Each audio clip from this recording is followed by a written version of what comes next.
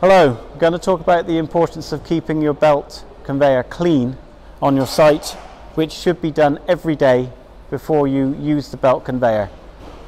If it's got material inside it that shouldn't be in there, you're going to have problems with your belt and you're going to have problems with your motor because the motor will be under pressure. Every day before you turn it on, just go through this simple routine. Lift the belt and just check to see if you can see anything inside the conveyor that shouldn't be there. If there's stuff in there, try and pull it out with a bar or something. Especially at the two ends of the conveyor. You may even need to take the tension off the belt and clean out behind the head drum and clean out in front of the tail drum.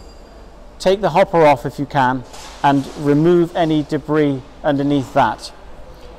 Especially around the conveyor, if there's piles of material built up around the conveyor or it's sitting in material at the feed end, clear all that material away so the conveyor can run unimpeded.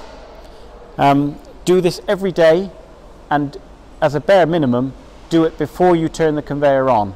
And that way, you'll make sure that your conveyor is getting the housekeeping it needs to be a happy conveyor and give you no problems on your site.